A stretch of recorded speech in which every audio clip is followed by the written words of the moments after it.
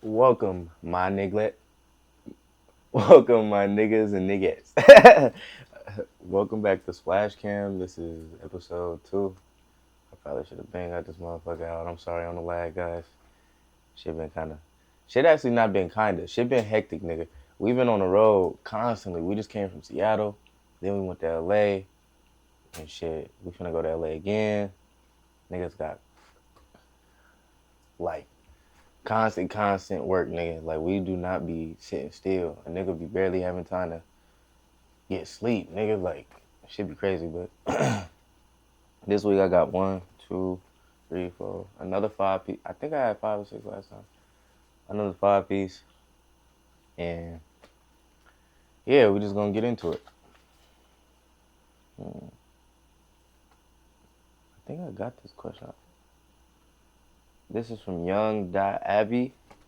How can I be featured on your platform? Um, to be featured on my platform is not that hard. I just really gotta love the record. As long as I love the record, nigga, I'm gonna shoot that shit. We could figure out the back end of the budget or front, whatever, nigga. I'm open to everything. As long as I love the record, it's really not too much convincing you gotta do me to get me to do.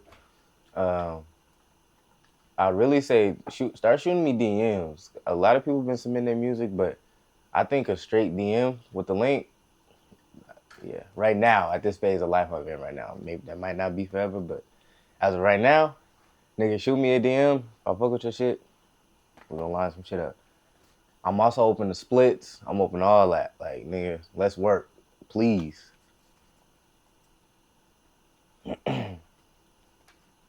This one's from Nashay Elliott.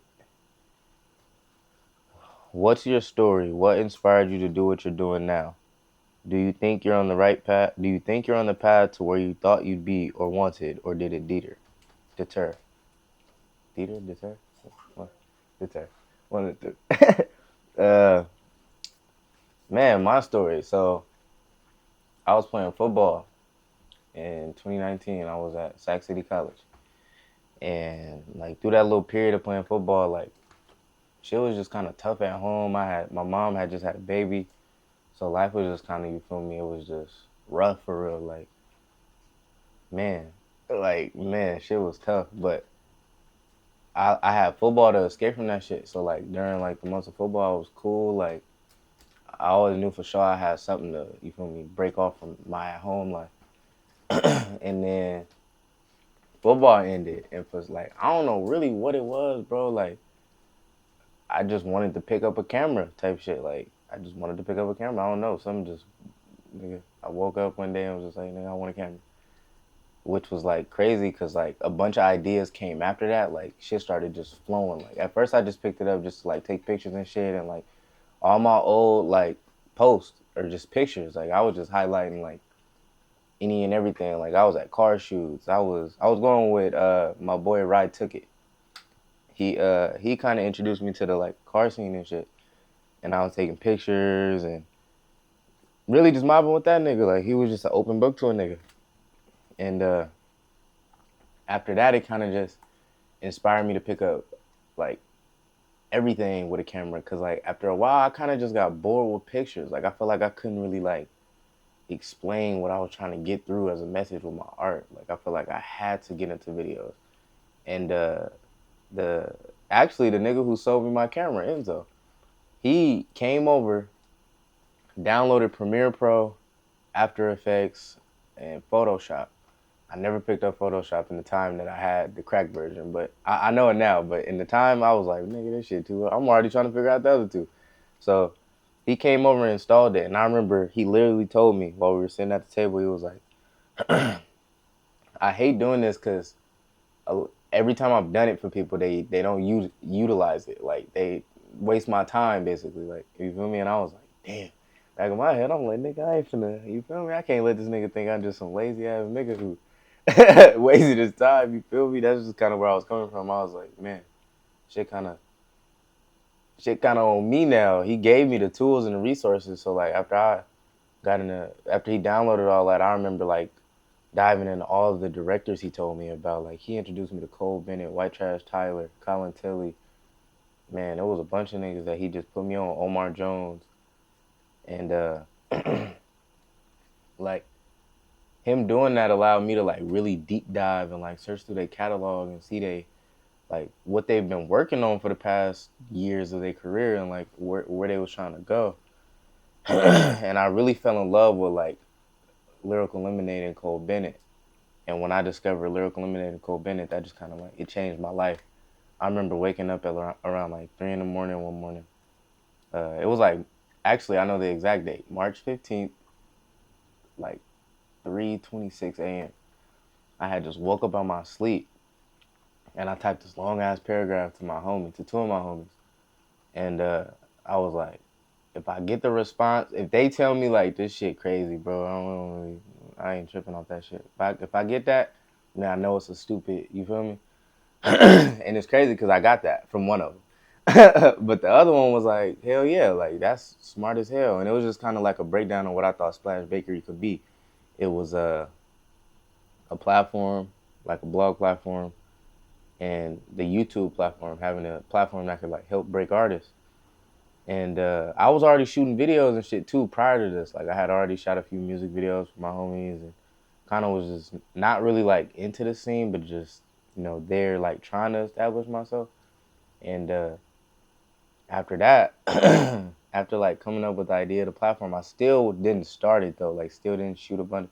Everything I was shooting was still going elsewhere on other platforms because I was trying to make everything perfect for like Splash Bakery and what I was trying to build. So I ended up building out the blog site first and was just writing about a bunch of dope artists and trying to like get that going. So I always had a median of like what I wanted to do even outside of the music videos. And then I just got the music videos going. And I remember shooting my very first music video with Ray Sell, and then Sab Diddy, and then Tazimo, and the list goes on. Like I just shot a bunch of videos for free too before I ever made a dime. And even when I made a dime, like that shit went right back into the video. I never, ever, like, you feel me? That shit crazy. I really didn't start making money until I got here with Russell. And it's like, I didn't see it turning out. To answer that question of like, did I see it ever turn into this? Hell no. Like I had my idea and vision set on like a lyrical lemonade for the Bay, which in a sense Splash Bakery is that and more. Like I'm able to help break artists. I'm able to help cultivate a sound and a look and a different audience to artists throughout the Bay. Like, you feel me? Like working with Russell has allowed me to be able to expand and see different areas of regions that I never got to see before or think that I'd ever be able to tap into. Not at this point in my journey. Like I thought it was gonna be a long process of just relentless work building a platform. But coming along here has been able to like really expedite my journey in ways that I can't even like express. Cause I've been able to monetize off being here. I've been able to learn a lot. Like there's no amount of money Russ has paid me that amounts to the amount of knowledge he's given me and the amount of like grit and like he's just so determined. Like it's like, bro, you either rise to the occasion or you don't. And it's like being here has elevated everything I've had going on. I didn't think it would, and I like being completely honest, even when I got the job here, like I didn't think like I accepted the job knowing in the back of my head that Splash Bakery could go to nothing. Like I could just be here with good company. And it's like that's how much I believe in what he had going on and what he was building and what he was doing, that I was willing to take that risk and that chance knowing that my shit could be shelved and put on the back burner. But it was the opposite. Like that nigga has enhanced everything I got going on. He's enhanced, bro, I could work with pretty much anybody in the Bay right now. And I'm starting to expand and get out the Bay, but like pretty much everywhere in the Bay, I'm able to get work. And it's like, it's a blessing because I'm here able to do that. At first, it was like, nigga, I was barely getting shit handed to me. And it's like, floodgates open. Got here and the floodgates open. So, yep, that's that. That was a good question. Taught me a new word, too. Deter.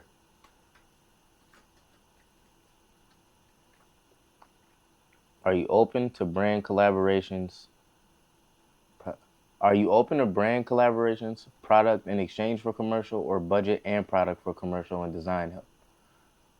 That's a great question, actually. Shit, I'm open to all that shit. I'm open to brand collaborations. I'm open to any type of collaboration, whether it's upfront money, back end money, whatever you feel like we could do to come together and make some dope shit.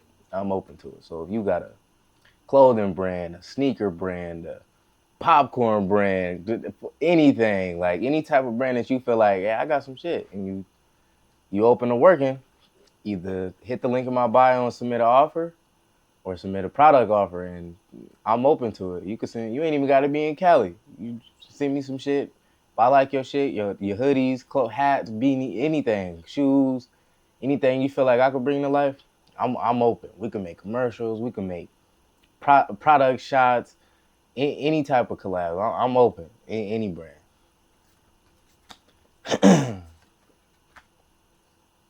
This one's by Arrow G.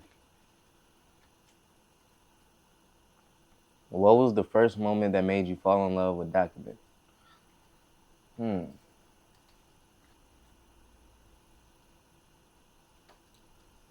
This is a great question.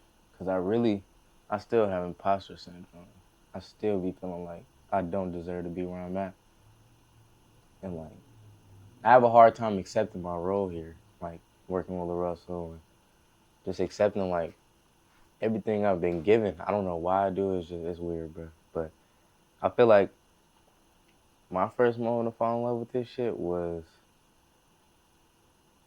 really like late last year. I like learned to just accept that I'm in a role that a lot of people would like die to be in, bro. Like I'm documenting like real history on a lot of different levels that we ain't never seen this shit before. So for a while I had a hard time accepting that, because it was like I wanted to be doing so many other things and showing the Russell like I'm capable of so much more than just, but it's like it's not I'm capable so much more than just this. Like the shit we doing it's not average, bro. And I had to accept that, like, nigga, you already working your ass off, like doing everything with Russell. Why are you fighting not being able to do more? It's like this your role for right now. I gotta embrace this shit, because you feel me? Like everybody had their runs, and we don't know when he gonna decide that he wanna, you feel me? Like walk away or whatever. And it ain't no walking away, because this is the way this nigga rap. But it's just like, bro, you never know. Like, you never know how somebody wants their career to play out. You feel me? And it's like, I just gotta embrace this moment. I don't gotta go looking for more. I gotta embrace what I'm giving now, and you feel me? And love it. I had to really fall in love with it, because especially before you get good at it, because I really wasn't good, at least is what I feel like. I wasn't good at telling a story until like now. Like I'm confident in my ability to tell a story now. But before, I was really just putting up shots, and he seen something in me. He believed in me. I don't know why or what he seen, but he really did. And I think last year, going to LA and doing like pitching the Live Nation, I remember he told me the day before we were going, he was like, we're going to LA tomorrow to meet with Live Nation, and I need a pitch video. And he was like, I need it by tomorrow. And I'm like, what the nigga, what? Like, I ain't even get 2-3 days, no, tomorrow. Like, go, all that footage you've been documenting over this past year or so, nigga, go run that shit. Go make me an edit. And I remember sitting in here, and from about like 7 p.m. till 2-3 in the morning. And I remember he came over at like 1 in the morning to see a preview that I made, and he was hella proud of it. He was like, yes, like this is yes. And I showed him a final version when we woke up that morning around like 6 a.m. I was running off 2 hours of sleep. Showed him that video, and he was like overly excited. He was proud of me. And that shit, the way I felt in that moment when he was just giving me my grace was like an overwhelming feeling. I hadn't felt it yet, because I wasn't embracing my position. I was sitting here running, trying to do more, and it's like, nigga, you doing enough. But yeah. This one's from Paul. Do you like to read? And if so, what do you enjoy reading? I I don't be reading. I would keep it a buck. I wish. I actually, Paul, when you see this, I would like you to send me some shit to read. Cause nigga, I don't read, and I need to get better at that shit. No excuses. Yeah, I think that's all of them. And that's another episode of Splash Cam. If you guys like to send me questions or anything, also about to start streaming on Twitch. So fuck with it, nigga. But I'm finna be taking shit there. I'm finna be doing a whole lot of shit. Like honestly, I'm finna just bring niggas along with me. Shit, I'm documenting, so y'all get to come watch me document. Fuck it. But yeah, if you got any questions, please hit the link in the bio. Not just bio, in the description, because it's YouTube. Forgot. And thank you.